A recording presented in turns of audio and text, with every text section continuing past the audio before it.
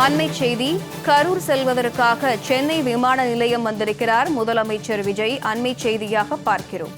கரூர் செல்வதற்காக சென்னை விமான நிலையம் வந்தடைந்தார் முதலமைச்சர் விஜய். அண்மை செய்தியாக பார்க்கிறோம்.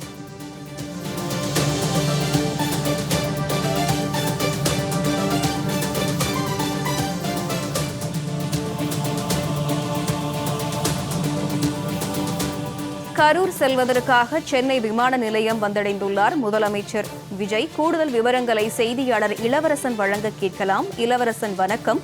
முதலமைச்சர் விஜயின் வருகையொட்டி என்னென்ன ஏற்பாடுகள் செய்யப்பட்டிருக்கிறது? கண்டிப்பா காயத்ரி, முதலமைச்சர் வருகையை முன்னிட்டு கரூரில் இருக்கிற பல்வேறு பகுதிகளிலும் பாதுகாப்பு ஏற்பாடுகள் மற்றும் சிறப்பு ஏற்பாடுகள் மிக முக்கியமாக செய்யப்பட்டுள்ளது. இந்த நிலையில் நம்ம இருக்கிற இடம் இப்போ கரூர் வேலுசாமிபுரம் பகுதியில் இருக்கோம். அதாவது கடந்த 2025ஆம் ஆண்டு செப்டம்பர் 27ஆம் தேதி தமிழகத்தின் வெற்றி கழக தலைவராக விஜய் இந்த பரப்புரையில் கலந்துக்கிறதுக்காக அங்கே செப்டம்பர் 27ஆம் தேதி வந்தார்.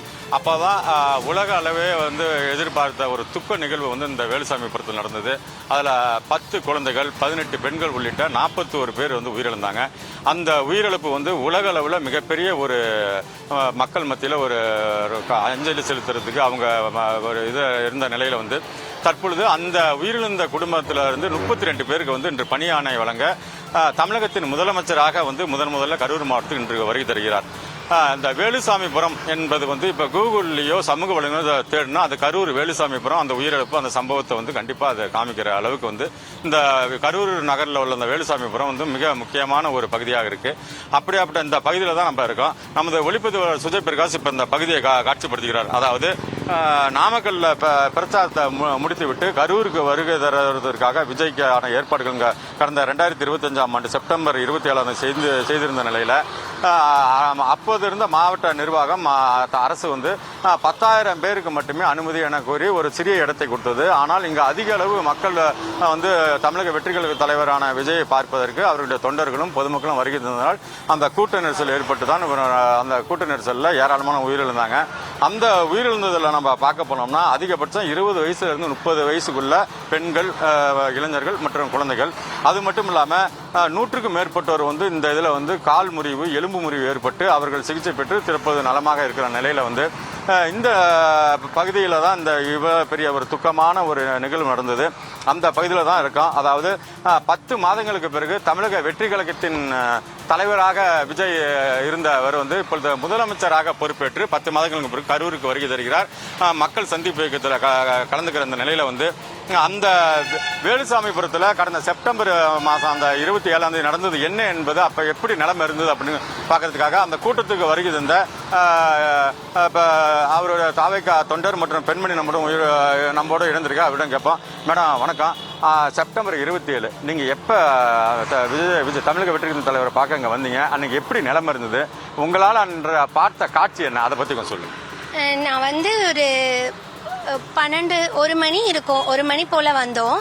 அப்போ வந்ததுலேருந்தே ரொம்ப கும்பலாக தான் இருந்தது. நல்லா ஜாலியாக என்ஜாய் பண்ணோம். நாங்களும் பாட்டு பாடிட்டு ஜாலியாக என்ஜாய் பண்ணிட்டு தான் இருந்தோம். அவர் வர்றதுக்கு லேட் ஆகும்னு எல்லாமே சொல்லியிருந்தாங்க. பட் நம்ம மக்கள் அதை கேட்கல.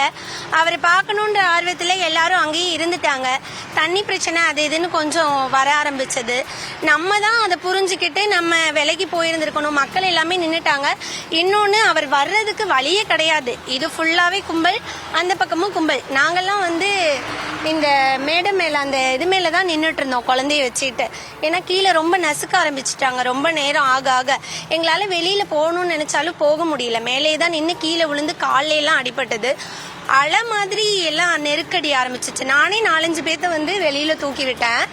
அவ்வளோ பேர் கத்துனாங்க, மூச்செடுக்க முடியலன்னு. தண்ணி அந்த பக்கத்து கடையில் கூட பாஸ் பண்ணி தண்ணி எல்லாம் வாங்கி குடித்தோம். அப்போ கீழே உள்ளவங்கலாம் தாகத்தில் குழந்தைக்கு வச்சிருந்த தண்ணி கேனை கூட பிடுங்கி இது பண்ணினாங்க. ரொம்ப கஷ்டமாக இருந்துச்சு. ஆனால் அவரை பார்க்கணுன்ற ஆர்வத்தில் மக்கள் தான் நின்னாங்களே தவிர அவர் மேலே எந்த தப்பு இருக்கிறதா எனக்கு தெரியல. தனிப்பட்ட முறையில் எனக்கு தெரியல.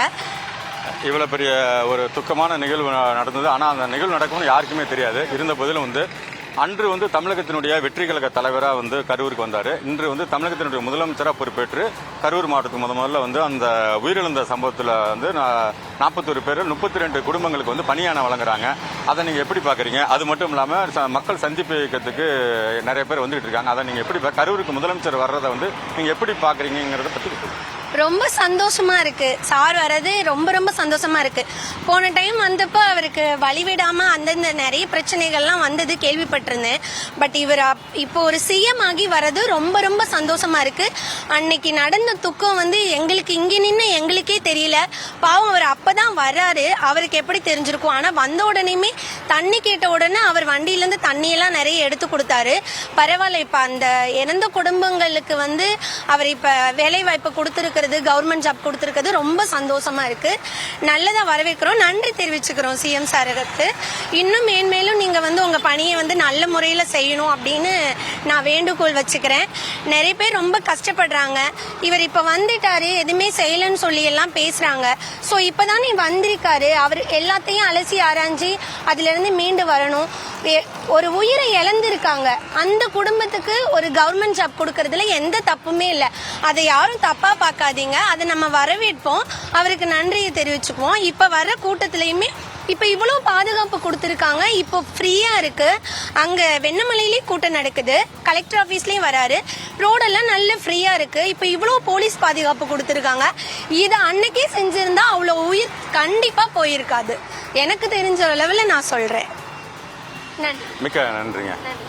அதாவது வந்து காயத்ரி வந்து இந்த வேலுசாமிபுரம்ங்கிற பகுதியில் தான் வந்து மிகப்பெரிய ஒரு உயிரிழப்பு நடந்தது. இந்த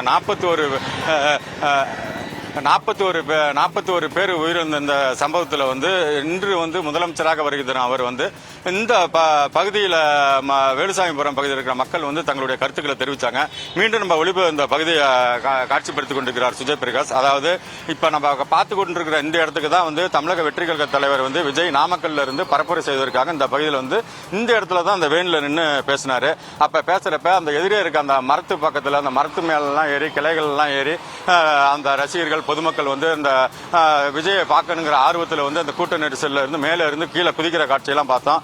அதே போல இந்த சைடு இருக்கிற வந்து ஜென்ரேட்டர் ரூம் இந்த பக்கம் தான் இருந்தது. இந்த ஜென்ரேட்டர் ரூம் பக்கத்தில் இருந்து தான் அந்த பகுதி இந்த மாடியில் இங்கெல்லாம் இருந்தாங்க. இந்த கரண்ட் எல்லாம் அப்போ மின்சாரம் தடைப்பட்டு இருந்ததுனால இந்த முருங்கை மரம் இந்த பகுதியில் இருந்து மக்கள் வந்து அந்த அலையா குதிச்சாங்க. இங்கிருந்து அந்த பந்தலை தாண்டி வெளியே போனாங்க. இந்த தெரு முழுவதும் வந்து அன்னைக்கு நம்ம போன தடவை ஜெயா பிளஸ் தொலைக்காட்சியில் நம்ம ஒளிபரப்பு செய்தோம். இந்த பகுதி முழுவதுமே கீழே இருக்கிற இந்த பகுதி முழுவதுமே வந்து சுமார் வந்து ஆயிரக்கணக்கான செப்பல்கள் வந்து அணி அணியாக கிடந்தது. செப்பல்கள் மட்டும் இல்லை, குழந்தையோட சின்ன செப்பல், காலணிகள், தண்ணி பாட்டில், வாட்சி, பர்ஸு, ஷூ, இப்படி பல இது வந்து இங்கே கிடந்தது. அது ஒரு வாரத்துக்கு மேலே இந்த பகுதி மூலமாக இந்த காவல்துறையின் ஆய்வுக்காக இருந்தது. அப்படியாப்பட்ட இந்த வேலுசாமிபுரத்தில் வந்து இந்த உயிரிழந்த நபர்களுடைய குடும்பங்களில் 32 பேருக்கு வந்து இன்று பணியானை வழங்குறாங்க அப்படிங்கிறது வந்து இந்த கரூர் மாவட்டத்தில் இருக்கிற மக்களுக்கு வந்து மிகப்பெரிய ஒரு சந்தோஷத்தை கொடுத்துள்ளது. ஏன்னா உயிரிழந்த எல்லாரும் வந்து வயசானவங்க கிடையாது, 20 வயசுல இருந்து 30 வயது. அந்த குடும்பத்துக்கு வந்து வருங்காலத்தை வந்து அந்த நிர்ணயிக்கிற அந்த செலவினத்தை பார்த்துக்கிறதுக்கான ஒரு சின்ன இளைஞர்கள் மற்றும் பெண்கள் தான். அவங்க குடும்பத்துக்கு வந்து எவ்வளவுதான் வந்து அரசு நிதி உதவி வந்து அப்போது வந்து கொடுத்திருந்தாலும், தமிழக வெற்றி கழகத்தின் மூலமா நிதியுதவி கொடுத்திருந்தாலும், அவங்க வருடம் முழுவதும் அதாவது அவங்களுடைய இன்னும் இருக்கிற பிற காலத்துக்கும் வந்து இந்த அரசு வேலைவாய்ப்புங்கிறது அவங்களுக்கு ஒரு மிகப்பெரிய ஒரு பங்கா யூஸ்ஃபுல்லா இருக்குங்கிறது தான் இந்த பொதுமக்கள் கோரிக்கையா இருக்கு. இந்த வேலுசாமிபுரத்தில் இருந்து நம்ம பேசிக்கிட்டு இருக்க இதே நாளில் கரூர் மாவட்டத்தில் பல்வேறு பகுதிகளிலும் முதலமைச்சர் சிஎம் விஜயாக கரூருக்கு வருவதை வரவேற்க பல்வேறு ஏற்பாடுகள் செய்யப்பட்டுள்ளது. காயத்ரி, விவரங்களை வழங்கியமைக்கு நன்றி இளவரசன்.